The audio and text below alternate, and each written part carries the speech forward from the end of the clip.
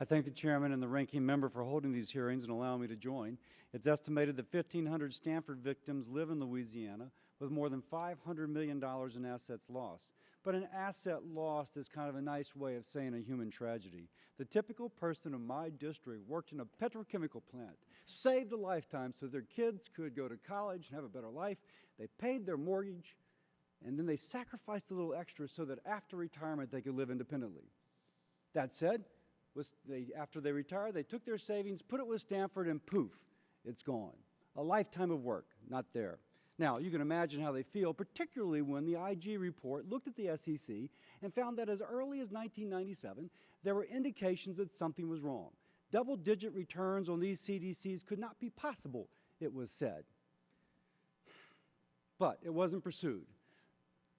Presumably because, or at least according to the IG report, because the Fort Worth office preferred slam dunk cases as opposed to complex things. Unfortunately, this was complex.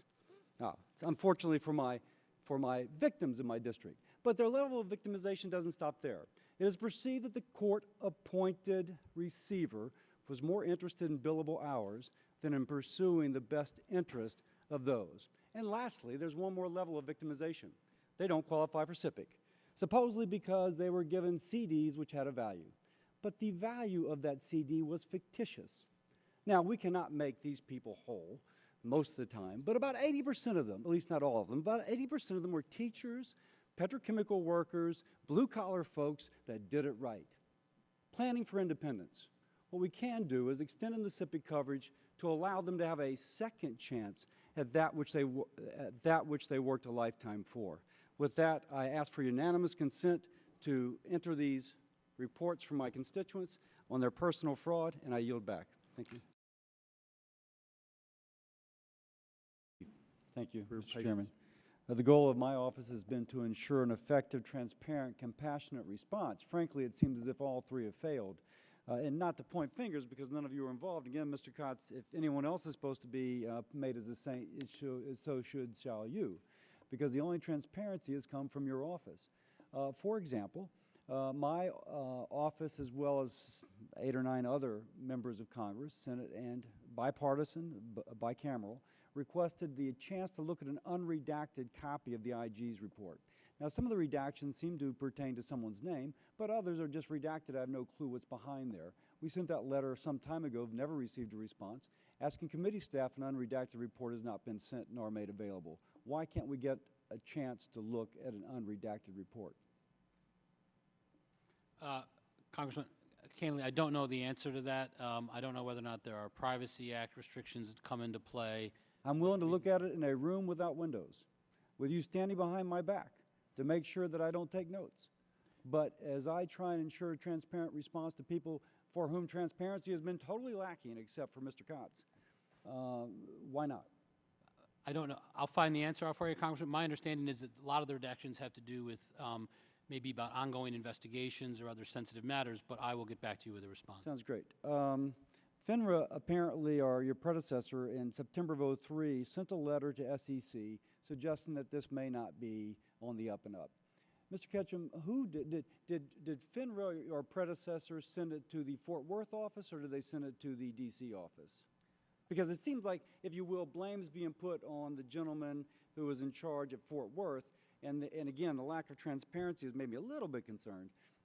Do we know that higher-ups were not culpable and are negligent?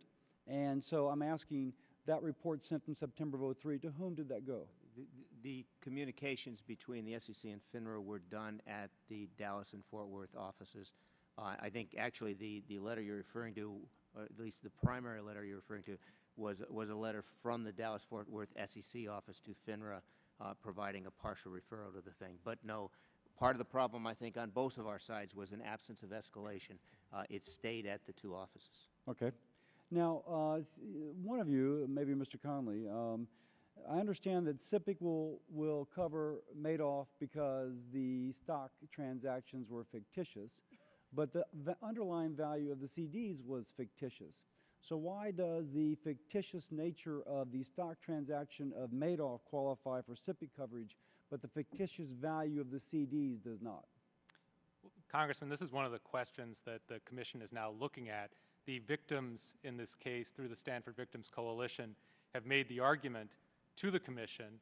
They've met with the staff and made the argument, and also in letters to the Commission, that they believe that the CDs in this case should qualify as fictitious, and therefore they should be, assuming they are customers, they would have an argument that they were entitled to the money that they invested. And that's a question that the Commission is looking at currently. I understand Commission so far has been negative regarding that argument. Is that true or not? There's been no determination made by the Commission at this point. That is something that is currently under review by the Commission. Now, let's assume that they rule against. Now, I'm a physician. I know if a physician does something bad, negligent, there is other recompense. Frankly, this is bureaucratic agency negligence. We've heard that.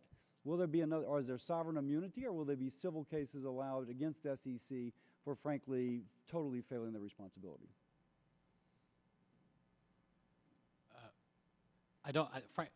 Does SEC have sovereign immunity? As a general matter, I believe there is sovereign immunity, and I believe there have been some lawsuits filed. I don't know the current status of them.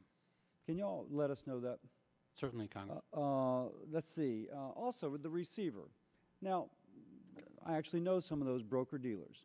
They said that they showed up for work one day and they were told, go home. The receiver was there. He cracked into their account, and he paid some IT people a lot of money to sit and go pull up lists that if they had stood behind him, he could have opened his account. They could have checked the documents he pulled down against the Pershing accounts, and all those billable hours that Janvey racked up are gone. So more money would have been there to compensate victims. Now, I know the courts had told Janvey to downgrade his charges. The court was offended by the number of charges. Going forward, is there going to be a review of the procedures used to instruct receivers so that they can't maximize billable hours when there are shortcuts to the same thing? Well, Congressman, we vigorously check bills of receivers, and in this case, in fact, on a number of occasions, have achieved reductions in those bills. I understand that, but my fundamental question is, there was an easier way to do it. You just stand behind the guy as he opens it up, and you stand behind and have an IT guy there to make sure that maybe he opens up a similar computer with the same password, so somebody who knows about computers can make sure it's not a game going on. And boom, you have all the accounts. And you don't take 2 months racking up IT, I'm sure $200 forensic accountants, et cetera, when you say, well, here's the Pershing account data that Stanford is using. Here's what you showed me. Why don't we do it that way and save a heck of a lot of dough? I think that's entirely appropriate, and that should happen. As the SEC, we don't control the receiver, and to some degree, the court is responsible ultimately for dictating how and in what method the receiver approaches his task. But we have been doggedly following his expenditures and suggesting ways that he can do things more efficiently, including not spending money chasing assets that are overseas that are already subject to freeze orders. So it sounds like it's not just, it's understood that this particular receiver is problematic. I guess my question is, what does Congress have to do? I'm not on this committee, and it's by the indulgence of the chair I'm here. What does this committee or Congress need to do so that receivers operate within certain guidelines? I keep returning to this, but the perception is the guy's just racking up billable hours. Man, it's a gold mine. I'm sure he's made partner. The fact is that there's cheaper ways to do it. Are there guidelines that can be, promulgated to help the fellow do so? Congressman, I'm not sure that that's something that Congress could promulgate, but we'll take a look at it and get back to you. Okay, you've been indulgent. Thank you. I yield back. Again, as y'all heard me say, first I congratulate you all, and I commiserate with you all on behalf of all those in Louisiana who have either benefited or have been penalized, such as you, Mr. Kaufman. And again, the theme of our office has been to have an effective, transparent, compassionate response. I continue to hear from each of you that none of those 3 measures has been achieved. Ms. Pruitt, you sent an investigator down to Houston, and in a half a day, that investigator can sense that this is a Ponzi scheme. You're looking at their business model and the stuff that they have publicly submitted, and you're saying this is not for real. Why was it so complex that the office could not take it? I have never really gotten a good answer to that. Many different things were brought up to me, but none of them seemed like a really good reason. So I think that the best answer we ever could come up with was just that it was going to be difficult. Part of the reason that was going to be difficult is if you wanted to pursue it only as a Ponzi scheme, that would mean actually being able to prove where the money is going. Since much of the money went to supposedly Antigua, and the Antiguan bank refused to give us the records, it was very difficult to track all the money. We simply could get no response from them regarding it. But Mr. Kaufman, and I've heard this before, said that a lot of the bank, was it a Memphis bank, Mr. Kaufman? A lot of the money never left the United States. Did SEC not know that? Where was the bank, Mr. Kaufman? Houston? Houston? Right. I thought there was also a Tennessee bank. But anyway, that said, apparently a lot of the money didn't. So SEC, I should have asked before the other panel left, but SEC was clueless, or they ignored that, or that seemed incidental. No, the SEC was not aware because the SEC did not get a subpoena and to take all the actions that it needed to look to see what was happening at the firm. Okay. What is kind of hanging out there is whether Mr. Barash has engaged in criminal activity. Whether he was, I mean, let's just put it out there. It may not be true, but certainly in my mind, I'm wondering, did Stanford have a protector? Mr. Rawl, you got one heck of a researched statement. Now, you mentioned that Stanford had employed as general counsel a former head of the Fort Worth SEC office, Wayne something. I was looking through the IG's report. I didn't see that. And I'm thinking, man, Rawls done a great job. And I don't have his name down here, but I'm sorry. Wayne Secor. Did Secor and Barrage have a personal relationship? Did they play golf every Sunday? I do not know. Okay. I just thought I would ask because, again, I'm sitting there thinking, it appears that Stanford was being protected. Was there something beyond a fear of taking on a complex case, which apparently an accountant can figure out in a half an hour there's something fishy? So I'm looking for another reason. Well, in my written testimony, you will see that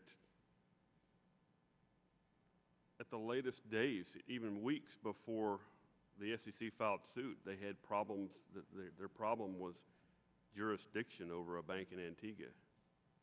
That was one of the excuses that they used. But to be more responsive to your question, there's different entities in the U.S. government had been investigating different things over different periods of time. There's a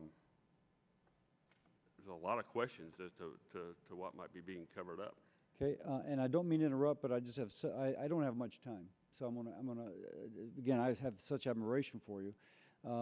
The other agents, I mean, you mentioned there's about 30 folks over time who complained and filed complaints against Stanford. I think a lot of people want to know, should their agent have known? Did you have a particular position that allowed you to see that the business structure was not right? Or should anybody working for Stanford should have known that? And I address that both to you, Ms. Pruitt, and to Mr. Rawl. Well, I was a financial advisor. I was not in management. I was, once upon a time, fairly well liked amongst management and a lot of people at the firm. So I had friends in all different departments, and that's the folks I gathered intel from over. So you were a connector. So the person in the front office, you know, as in the retail office, somebody walks in and says, "Hello, how are you?" I say, "I'm Mr. Smith. I'm going to help you today." That person may not have known, but rather your position as a connector kind of gave you that ability. Is that what you're saying? I gained a lot of information because of friendships more than most other advisors. I got you. Okay. Now, the Ms. Pruitt, again, just to repeat, we heard from the first panel a real effort to change the culture of the SEC. What we're hearing from you, at least in your experience, is that those efforts may not be bearing fruit. I think that many of the efforts they're making are certainly of value. But if you really want to get the trust of the staff and the trust of the public that you are making changes, then you have to make some tough decisions. And one of those is actually holding people accountable for inappropriate behavior. And that has not happened in this situation. And so, although I applaud many of the changes they're trying to make, none of those will be of value. Now, is it a question of due process? Is the person on administrative leave, or are they frankly going scot-free so far? They're not going scot-free. Like I said, they've been promoted. Additionally, right after the report came out that there was retaliation against me, I understand that both the people that retaliated against me receive a large bonus. Can I have one more question, please?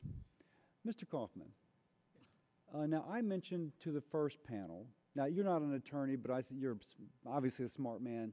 You know a heck of a lot more about this than I, so if you can answer this, it's fine. If not, the commission is trying to decide whether or not there'll be SIPC coverage. And you pointed out that as regards the CD, I mean, the argument against giving SIPC coverage is that there was an underlying asset, and so it's just that the asset was overvalued, and that makes it different than the Madoff case where there actually were no assets. But you point out that there is a group of folks sold CDs for whom there is no underlying asset. If you will, that's exactly the same as in the Madoff case. Is the commission treating those two sets of quote-unquote CD holders differently, i.e. those who had asset with a fictitious value versus those for whom there actually was no underlying asset? There's absolutely a difference in how they're treating the two victims. I mean, we're being denied the coverage. No, wait. You're one of those guys who had no underlying asset. Are you also being denied coverage? Yes. And what is the legal rationale for that? We're waiting for an answer. I yield back.